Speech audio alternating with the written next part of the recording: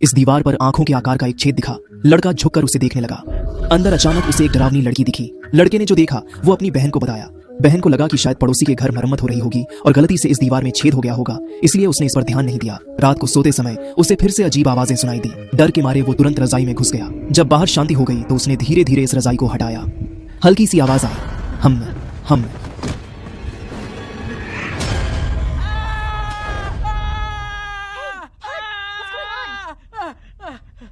उसे लगा कि ये सब इस दीवार के छेद से जुड़ा है, तो उसने ये बात नाना को बताई। लेकिन नाना ने कहा कि उन्हें इस दीवार पर कोई छेद नहीं दिख रहा। बहन ने छेद की ओर इशारा करते हुए कहा, ये यही है, देखो, तुम इसे कैसे नहीं देख सकते? तुम किस बारे में बात कर रहे हो? क्या तुम दोनों मेरा मजाक उड़ा रहे हो? यहाँ कोई छेद नहीं है।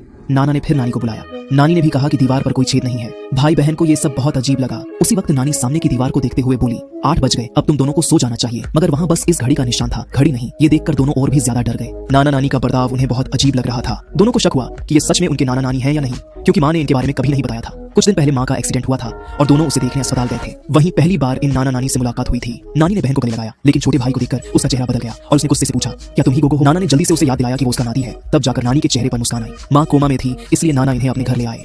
अगली सुबह नानी ने इनके लिए नाश्ता बनाया और छोटे भाई को दूध का एक बड़ा गिलास दिया। उसने सख्त लहजे में कहा कि इसे पूरा पीना होगा। छोटे भाई ने कहा कि उसे दूध पसंद नहीं, लेकिन नानी ने जिद की कि इसे पीना ही पड़ेगा, क्योंकि उसकी टांग में चोट थी और दूध से हड्डियां मजबूत होती हैं। शाम को स्कूल से आने के बाद छोटा भाई अपने एक दोस्त को इस घर में ले आया। तभी उसने फिर से इस दीवार के पीछे से ठक ठक की आवाज सुनी। उसने झुककर इस छेद से अंदर देखा।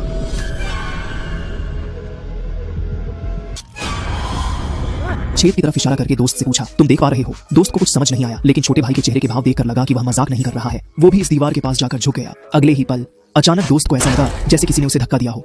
वो गुस्से में छोटे भाई की शर्ट पकड़कर उससे लड़ने लगा। सौभाग्य से बहन ने उसे रोक लिया। दोस्त गुस्से में दरवाजा पीटते चला गया। दोनों ने हिम्मत जुटाकर छेद में झांकने की कोशिश की। बहन धीरे धीरे झुककर छेद के अंदर देखने लगी।